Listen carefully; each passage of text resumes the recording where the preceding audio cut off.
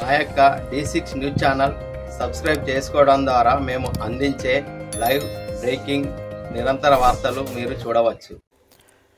జిల్లాలో అక్రమ ఇసుక రవాణా నియంత్రణకు అధికారులు ప్రత్యేక చర్య తీసుకోవాలని జగిత్యాల జిల్లా కలెక్టర్ బి సత్యప్రసాద్ అన్నారు.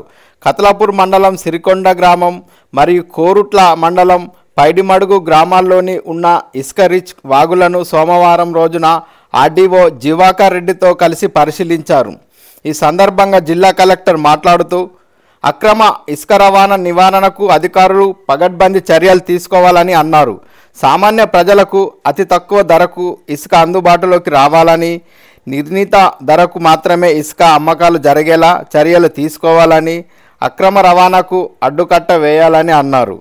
ఇసుక రిచ్ల వద్ద 360 డిగ్రీల కెమెరాలు, లైట్స్ ఏర్పాటు చేయాలని, ఇసుక స్టాక్ యార్డుల వద్ద కట్టుదిట్టమైన ఫెన్సింగ్తో పాటు ఒకే ఎంట్రీ ఎగ్జిట్లను ఏర్పాటు చేయాలని, ఇసుక రవాణా పర్యవేక్షణకు ప్రత్యేక సిబ్బంది నియమించాలని అన్నారు.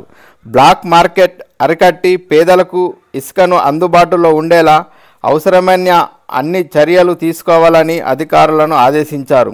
అంతకుముందు జిల్లా కలెక్టర్ కోరుట్ల మండలం నాగులపేట గ్రామంలో శివారులో నిల్వ చేసి ఉన్న డంపు ఇసుక రీచ్లను పరిశీలించాడు.